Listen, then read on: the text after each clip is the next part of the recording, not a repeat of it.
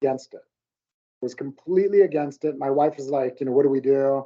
Um, the school district was really pushing that we put him in TK just because of his age. And I'm like, did you guys conduct an assessment? Like, why are you making this recommendation? Like, I come from a background where you don't make recommendations unless you conduct an assessment first, and then you determine what the needs are of the individual, and then you make recommendations. And I was completely against it.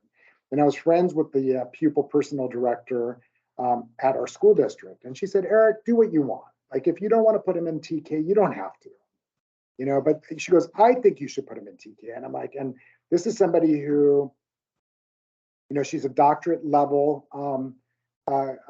She has her doctorate in education, and she's the pupil personnel director. And, she has many more years of experience than I do in the field of education and in behavior analysis. And I consider her a mentor. So I was like, she's kind of letting me make the choice, which, from the very beginning they were. But I was like, I just really don't know. And then I go to a birthday party. And at the birthday party, it's like at one of those places like my gym. And I'm watching the kids, and there's a lady standing next to me, and we start talking. She's like, of course, all the kids at the birthday party are from the preschool, and they're from the same city, and they're all going to go to the same school. And I said, oh, what are you going to do with your son? Are you putting him in kindergarten, or are you putting him in TK? Or no, the first thing I said, are you going to put him in TK or kindergarten? She goes, oh, I'm putting him in TK. Like, wow. And I'm like, she goes, I've been a special ed teacher at Rancho Vista, and I've been a general ed teacher at other schools in the district for, 25 years. And I'm like, wow. And she goes, and there's no question my son has to go into TK. And I'm like, well, did you get him assessed? And she goes, no. She goes, see that little boy over there? That's my son. He's with that little redheaded kid. And I'm like, oh God, that's my son. They're nowhere else where the other group is at. They're not following directions. They're not staying on task. They're not, they're just doing their own thing. They're playing together. And I'm like, all right, I'm sold. Lachlan, you're going to TK. That's funny.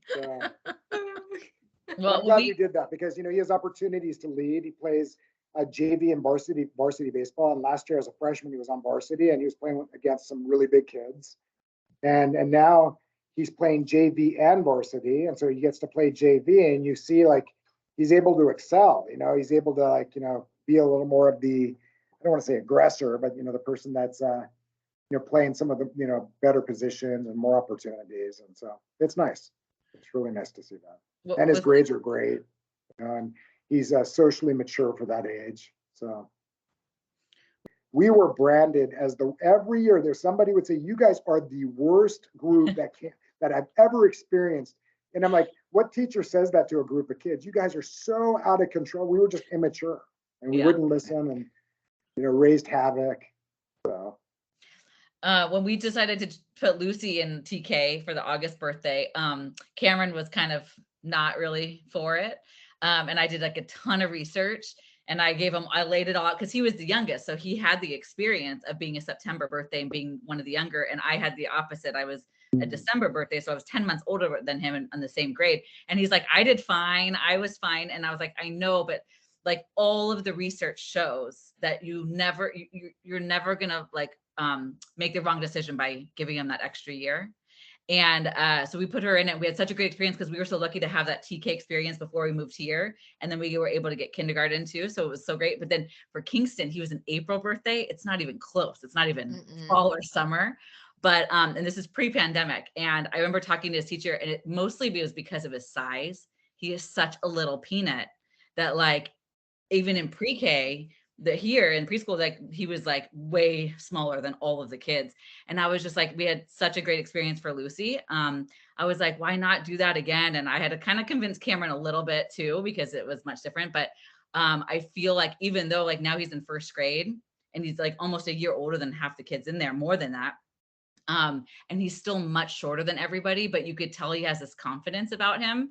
And he is one of the leaders, despite being one of the smaller kids and like a little bit more softer spoken.